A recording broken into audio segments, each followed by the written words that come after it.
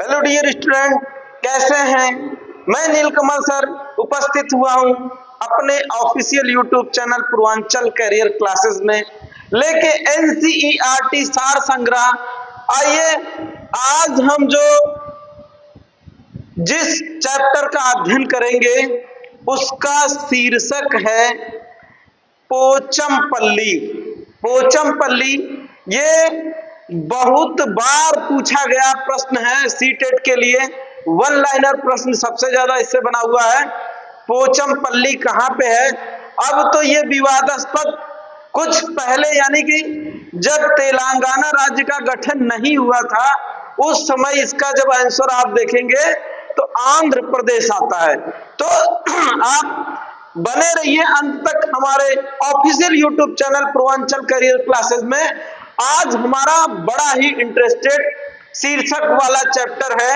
यहां से सीटेट में कई बार प्रश्न पूछा हुआ है, तो आप हमारे चैनल को लाइक, सब्सक्राइब, शेयर करना ना भूलिए। आइए देखते हैं, पोचमपल्ली नाम है ये पोचमपल्ली। इसके बारे में जान लेते हैं पोचमपल्ली का इतिहास। पहले क्या है पोचमपल्ली?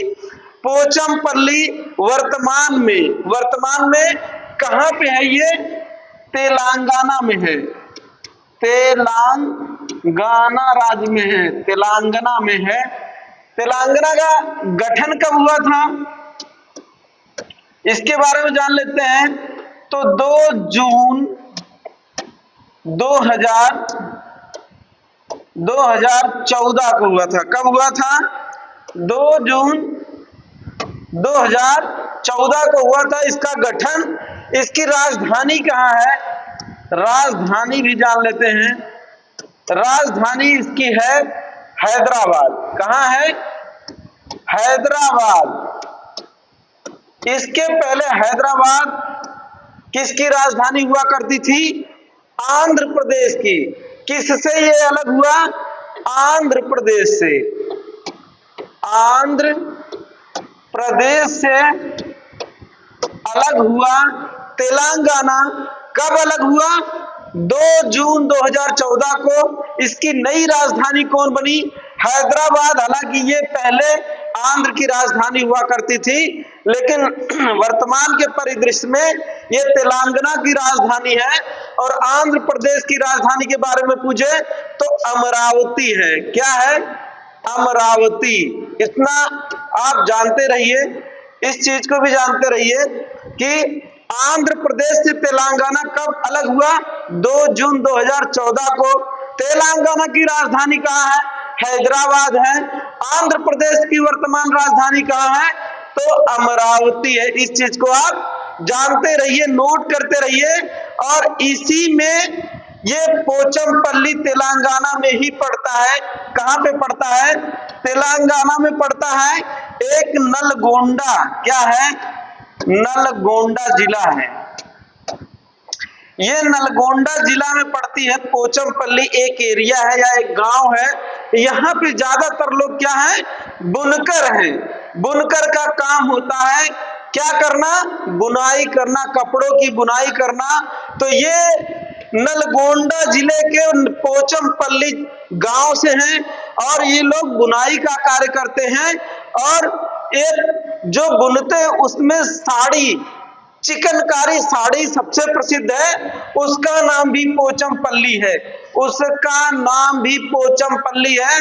इसको आप रट लीजिए, इसको कंठस्थ कर लीजिए, क्योंकि पोचमपल्ली से कई बार प्रश्न पूछा हुआ है सीटेट में, पीछे के एग्जाम्स में। इस वजह से ये मोस्ट इंपॉर्टेंट टॉपिक है सीटेट के लिए जो आज हम लेके आए हैं। तो आप इतना जानिए कि पीछे के जो साल या साल पेपर आप हल करेंगे तो उसमें पोचमपल्ली को आंध्र प्रदेश दिया गया है डिवाइडेशन के पहले वाले में। लेकिन 2014 के बाद से इस चीज को आप नोट करिएगा कि जब भी पोचमपल्ली की बात आए तब तेलंगाना राज्य की बात होगी। कहां की बात होगी? तेलंगाना राज्य की बात होगी। तो आइए आज इंटरेस्टेड चैप्टर पोचमपल्ली के बारे में पढ़ते हैं। बहुत मजेदार है ये, ठीक है। यहां पे दिया हुआ है मुख्तारपुर गांव में रहने वाले बाणी और प्रसाद के घर में रंग बिरंगे धागों का ढेर लगा रहता है। उनके अम्मा अप्पा और परिवार के सभी लोग बुनाई का काम करते हैं। यह बुनाई बहुत सुंदर और अपने आप में अनोखी होती है। तो हमने कहा ना कि पोचमपल्ली में सबसे ज्यादा बुनकर परिवार ही रहते हैं, उसी का वर्णन हुआ है। उनका गांव तेलंगाना राज्य के पोचमपल्ली कस्बे के पास है। इस चीज को हमने अभी अभी बताया। तेलंगाना राज्य में है पोचमपल्ली और एक गांव है, और ये जिले की बात पूछता है तो नलगोंडा जिले में है। ठीक है, यहां ज्यादातर परिवार बुनकर है, इसलिए इस बुनाई को पोचमपल्ली नाम से पहचाना जाता है। अभी अभी हमने इसका जिक्र किया है। इन गांव के लोग बहुत पुराने समय से यह काम कर रहे हैं। बाणी और प्रसाद के अम्मा अप्पा ने अपने परिवार के बड़ों से यह बुनाई सीखी। अब बाणी और प्रसाद भी स्कूल से आकर अपने अम्मा अप्पा की मदद करते हैं। हालांकि बाल अपराध की श्रेणी में आता है बच्चों से काम करवाना, लेकिन जब हमारा परिवार ही व्यवसाय से जुड़ा हुआ है तो पढ़ाई के बाद थोड़ा कुछ जो है अपने परिवार के साथ अपने व्यवसाय में समय व्यतीत करना चाहिए। उसी का जिक्र हुआ है। यहाँ पे हमने क्या मिला? पोचमपल्ली मिला। कहाँ का ये गांव है? तेलंगाना राज्य का गांव है, जहां पे ज्यादातर लोग बुनकर हैं और बुनाई का काम करते हैं। आगे देखते हैं, आगे आइए, आगे इसमें क्या दिया हुआ है इसके बारे में देखते हैं। देखिए, बच्चों का ध्यान इस ओर दिलाएं कि पारंपरिक व्यवसाय अधिकतर घर में ही सीखे जाते हैं। इनमें पोचमपल्ली कारीगरी की तरह बहुत सारे हुनर सीखने होते हैं। इसी तरह के अन्य पारंपरिक व्यवसाय जैसे कालीन बनाना, खिलौने बनाना, इत्र बनाना इत्यादि पर चर्चा कराई जा सकती है। बच्चों को भारत के नक्शे में आंध्र ढूंढने के लिए कहें। ये हमने आपको बार बार कहा है कि मानचित्र से एक प्रश्न पूछता है, और जब हम इसका प्रैक्टिस सेट लाएंगे तो उसमें सब स्टेट का मानचित्र से दर्शाया गया दृश्य दिखाएंगे। तो आगे चलते हैं। ये है, देखिए, ये है चिकनकारी साड़ी जो आपकी अभी अभी हम लोग चर्चा किए हैं। पोचमपल्ली की मशहूर साड़ी यही दिखाई दे रही है। ठीक है, ये कौन बुनता है? वहां के बुनकर पोचमपल्ली के। किस राज्य में है? ये है तेलंगाना में। यहाँ पे देखिए सूत काता जा रहा है। सूत यानी कि धागा जिससे साड़ी की बुनाई होती है, चरखा उधर है, और इधर जो है साड़ी बनकर तैयार है। गट्ठर है, लड़ी जिसे कहा जाता है। अभी लड़ी भी आएगी कि धागों की लड़ी, लड़ी का मतलब गट्ठर होता है। आगे देखते हैं, इधर बुनाई हो रही है हथकरघा से। ये सब हथकरघा है, ठीक है, इसी से बुनाई हो रही है। आगे देखते हैं, धागे से कपड़े तक। यहां आप इस चीज को आप देखिए, यहां पे दिया हुआ धागे से कपड़े तक। अप्पा पोचमपल्ली से धागे की लड़ियां लाते हैं। हमने अभी अभी बताया लड़ियां मतलब गट्ठर होता है। अम्मा लड़ियों को उबलते पानी में डालकर उनकी गंदगी और दाग धोती हैं। फिर सब मिलकर धागों को सुंदर रंगों में रखते हैं और सुखाकर उनकी गुट्ठी बनाते हैं। धागे की गट्टियां करघे पर लपेटी जाती हैं, फिर इनसे कपड़े बुने जाते हैं। रेशम का धागा हो तो रेशमी कपड़ों, साड़ियों या सूट के लिए कपड़े बुने जाते हैं। सूती धागे से भी साड़ियां, कपड़ों के थान और चादरें बुनी जाती हैं। देखा आपने, रेशम की बात हुई है और सूती कपड़े की बात हुई है। दोनों की बुनाई के बारे में बताया गया है। करघे में कई सुइयां होती हैं। डिजाइन के हिसाब से सुइयों का नंबर घटता बढ़ता है। कारीगर चमकदार रंगों की बहुत ही सुंदर पोचमपल्ली साड़ियां बुनते हैं। इन कारीगरों ने अपनी इस कला से इलाके का नाम दुनिया भर में मशहूर कर दिया है। तो आपने देखा पहले धागे को लाया जाता है, उसको करघे पे लपेटा जाता है, फिर छोटे बड़े नंबर की सुइयां होती है, उससे होते हुए धागे कपड़े का निर्माण किया जाता है। खतरे में कला क्यों है, इसके बारे में जान लेते हैं। ऐसी साड़ी बुनने के लिए अच्छी कारीगरी चाहिए, इसके लिए कई दिनों तक कड़ी मेहनत करनी पड़ती है, फिर भी साड़ियां सही दाम में बेचना बहुत मुश्किल होता है। रेशम लगातार महंगा होता जा रहा है, बड़े बड़े दुकानदार बुनकरों को साड़ी का बहुत ही कम पैसा देते हैं, खुद वे भाव बढ़ा चढ़ा कर बेचते हैं, इसलिए कई बुनकर यह काम छोड़ रहे हैं। वे अपना गांव छोड़कर बड़े शहरों में मजदूरी करने जा रहे हैं। इस समस्या का कुछ हल निकलना चाहिए। बरसों पुरानी बुनकरों की यह कला कहीं धीरे धीरे खो ना जाए।